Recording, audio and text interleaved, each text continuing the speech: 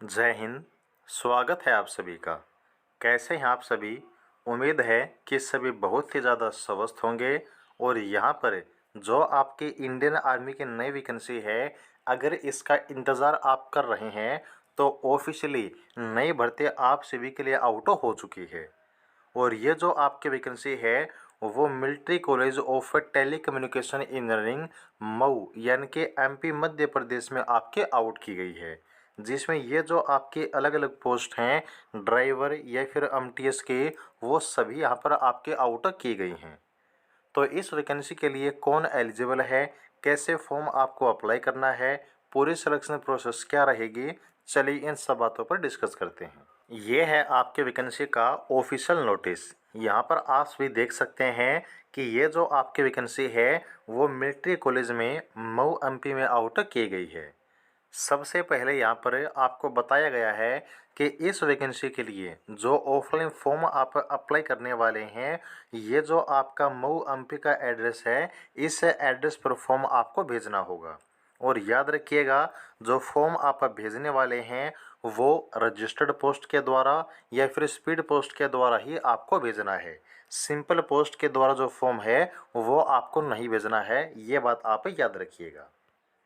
अब यहाँ पर हम बात करते हैं कि यहाँ पर कौन कौन से पोस्ट आपके आउट की गई है और किस पोस्ट में किस कैटेगरी की कितनी वैकेंसी रखी गई है। तो सबसे पहले यहाँ पर पेंटर की पोस्ट रहेगी, जिसमें टोटल आपकी एक वैकेंसी है। और ये जो आपकी वैकेंसी है वो यूआर कैटेगरी के लिए रखी गई है। लेकिन याद रखिएगा, जितने भी रिजर्व कैटेगरी हैं जैसे ईडब्ल्यूएस, एससी, एसटी या फिर ओबीसी, अगर आपकी कैटेगरी में कोई वैकेंसी नहीं है और यूआर कैटेगरी में वैकेंसी है, तो यहाँ पर जितने भी रिजर्व कैटेगरी हैं वो यूआर कैटेगरी के अगेंस्ट फॉर्म अप्लाई कर सकते हैं। लेकिन उसमें आपको याद रखना है कि जितने भी आपकी एलिजिबिलिटी कंडीशन है वो सभी यहाँ पर आपकी यूआर की जो कैटेगरी है उसके अकॉर्डिंग ही रखी जाएंगी, वो आपको फुलफिल करनी होंगी। इसके बाद यहाँ पर जो आपके अगली पोस्ट है कारपेंटर के लिए, एक पोस्ट है यूआर कैटेगरी की। देन चौकीदार के 6 पोस्ट हैं, जिसमें से 5 पोस्ट है यूआर के लिए, एक पोस्ट है ओबीसी के लिए। देन यहाँ पर सीएमडी यानी कि सिविलियन मोटर ड्राइवर के 6 पोस्ट हैं, 4 यूआर कैटेगरी के लिए, एक है एससी के लिए और एक यहाँ पर ओबीसी के लिए। देन इक्विपमेंट रिपेयर की एक पोस्ट है यूआर के लिए। ग्राउंड्समैन की टोटल यहाँ पर एक पोस्ट है यूआर कैटेगरी के लिए। मैसेंजर यानी कि एमटीएस की एक पोस्ट है जो कि यूआर कैटेगरी के लिए रखी गई है। इसके बाद यहाँ पर अगली पोस्ट है स्टोर कीपर के लिए। टोटल 2 पोस्ट हैं यूआर कैटेगरी के लिए। देन टेलर की एक पोस्ट है। टेलीकम्युनिकेशन मैकेनिक की 2 पोस्ट हैं जो कि यहाँ पर आपकी यूआर कैटेगरी के लिए ही रखी गई हैं। कुक के टोटल 2 पोस्ट रहेंगी। दफ्तर की एक पोस्ट रहेगी। गार्डनर की एक पोस्ट रहेगी। फटिंगमैन की 3 पोस्ट रहेंगी और एलडीसी की टोटल यहाँ पर 8 पोस्ट रहेंगी। तो इन सभी को मिलाकर देखिएगा, ये पोस्ट आपकी आउट की गई हैं, जिसमें टोटल जो वैकेंसी हैं वो आपकी 37 रखी गई हैं। तो यहाँ पर ये आपके वैकेंसी का डाटा है। अब चलिए बात करते हैं कि जो आपके पोस्ट वाइज एज या फिर एजुकेशन क्वालिफिकेशन है उसका क्या क्राइटेरिया रखा गया है। सबसे पहले देखिएगा, जो आपके पेंटर की पोस्ट है इसमें आपको +2 पास होना चाहिए। कारपेंटर में आपको +2 पास होना चाहिए। चौकीदार में सिर्फ आपको 10वीं पास होना चाहिए।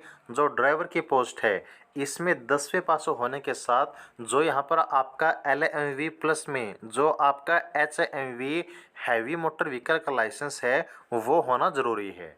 और याद रखिएगा, लाइसेंस होने के साथ यहाँ पर 2 साल का जो एक्सपीरियंस है वो भी आपसे मांगा गया है। तो यहाँ पर एक्सपीरियंस भी फॉर्म में आपको ज़रूर लगाना होगा। इसके बाद यहाँ पर जो आपके इक्विपमेंट रिपेयरर की पोस्ट है 10वीं पास होने चाहिए। ग्राउंड्समैन में 10वीं पास, मैसेंजर एमटीएस में 10वीं पास और स्टोर कीपर में जो है आपको +2 पास होना ज़रूरी है। इसके बाद टेलर में आपको 10वीं पास होना चाहिए। जो यहाँ पर आपके टेलीकम्युनिकेशन मैकेनिक की पोस्ट है, सबसे पहले तो यहाँ पर आपको 10वीं पास होना ज़रूरी है।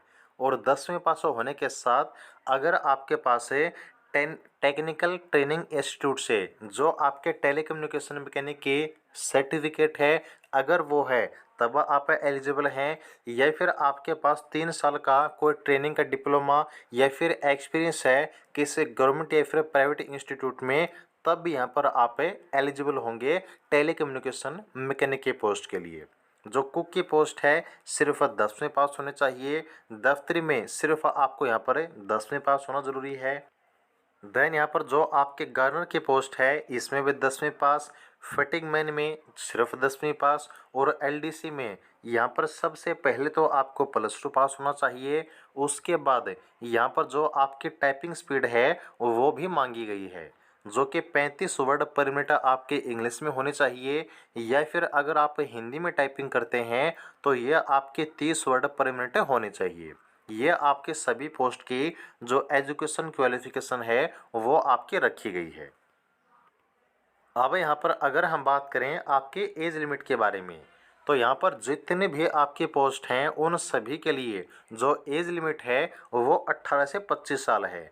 इसके बाद यहाँ पर सिर्फ जो ड्राइवर की पोस्ट है इसकी एज लिमिट रखी गई है 18 से 27 साल।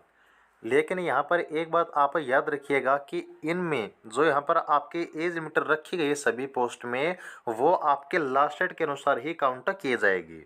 और जितनी भी रिजर्व कैटेगरी हैं, जैसे SC ST को एज में 5 साल की छूट मिलती है, OBC को एज में 3 साल की छूट मिलती है। लेकिन ये छूट आपको तभी मिलेगी जब आप अपनी ही कैटेगरी में फॉर्म अप्लाई करते हैं और आपकी कैटेगरी में वैकेंसी होंगी। और यहाँ पर अगर वैकेंसी आपकी कैटेगरी में नहीं है तो यहाँ पर जो एज लिमिट है वो आपकी UR के ही मानी जाएगी, आपको एज में कोई छूट नहीं मिलेगी। और जो लास्ट डेट रहेगी एप्लीकेशन फॉर्म की उसके अनुसार आपकी एज काउंट होगी। एप्लीकेशन फॉर्म आपके स्टार्ट हो चुके हैं, जो यहाँ पर आपके एप्लीकेशन फॉर्म की स्टार्टिंग डेट है और जो आपके लास्ट डेट है वो आपके हम कमेंट सेक्शन में पिन कर देंगे, वहाँ से आप देख लीजिएगा। और यहाँ पर जिस भी पोस्ट का फॉर्म आप अप्लाई करने वाले हैं, याद रखिएगा कि यहाँ पर जो आपकी 50 रुपये की फ़ीस है वो आपको पे करनी होगी। लेकिन ये सिर्फ़ और सिर्फ किसको पे करनी है? UR कैटेगरी को, OBC कैटेगरी को, और यहाँ पर जो आपकी कैटेगरी है EWS, इन सभी को 50 रुपये की फ़ीस पे करनी है हर पोस्ट के लिए। ठीक है, लेकिन जो SC ST और फिजिकल हैंडीकैप्ड हैं इनको कोई फ़ीस यहाँ पर पे नहीं करनी होगी। जो फॉर्म आप अप्लाई करने वाले हैं उसमें यहाँ पर जो फ़ोटो आप लगाने वाले हैं वो ध्यान रखिएगा कि आपके जो है 3 महीने से ज़्यादा पुरानी नहीं होनी चाहिए, और वो आपको सेल्फ अटेस्टेड करनी है। जो आपके फॉर्म को फिल करने की कंप्लीट प्रोसेस है उसके ऊपर भी वीडियो आपको मिल जाएगी, वहाँ से देखने के बाद ये फॉर्म आपको फिल करना है ताकि कोई गलती आपके न हो। और जितने भी आपकी क्रूशियल डेट है, यानी कि एज लिमिट की है, या फिर फॉर्म को अप्लाई करने की है, या फिर आपकी एजुकेशन क्वालिफिकेशन की, तो यहाँ पर जितने भी आपके डेट हैं वो सभी के सभी लास्ट डेट के अनुसार ही काउंट किए जाएंगी, यानी कि वो उस तारीख तक आपकी कंप्लीट होनी चाहिए। तो यहाँ पर ये आपके नई भर्ती की कंप्लीट जानकारी है। जो यहाँ पर आपके एम्प्लॉयमेंट न्यूज़ की डेट है वो आप देख सकते हैं 19 अगस्त से लेकर 25 अगस्त के बीच में यहाँ पर जो फॉर्म है वो आपके स्टार्ट हो जाएंगे। और जैसे फॉर्म आपके स्टार्ट होते हैं तो स्टार्टिंग डेट प्लस में आपके लास्ट डेट वो आपको हम जो है कमेंट सेक्शन में पिन करके बता देंगे। और इन सब के अलावा देखिएगा जो आपके फॉर्म को फिल करने की कंप्लीट प्रोसेस है उसके ऊपर भी आपको वीडियो मिल जाएगी। तो यहाँ पर आप वेट कीजिएगा कि जो आपके फॉर्म की वीडियो है वो आप देखें, उसके बाद फॉर्म फिल करें ताकि फॉर्म में कोई मिस्टेक आपसे न हो और जो आपका एडमिट कार्ड है वो 100% आपका वापस आ जाए।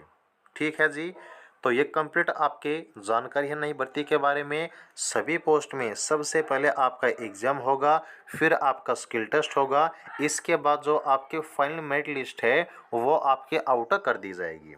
ठीक है जी। और मेडिकल के बाद जो आपका फाइनल DV होगा उसमें आपका जो मेडिकल है वो भी शामिल आपका रहने वाला है। तो उम्मीद करते हैं कि सारी चीज़ें बिल्कुल अच्छे से आपको समझ में आ गई होंगी। अगर फिर भी कोई डाउट है तो आप लोग कमेंट सेक्शन में पूछ सकते हैं। आगे हर प्रकार की अपडेट के लिए चैनल को सब्सक्राइब जरूर कर लीजिएगा। जुड़े रहिएगा। जय हिंद।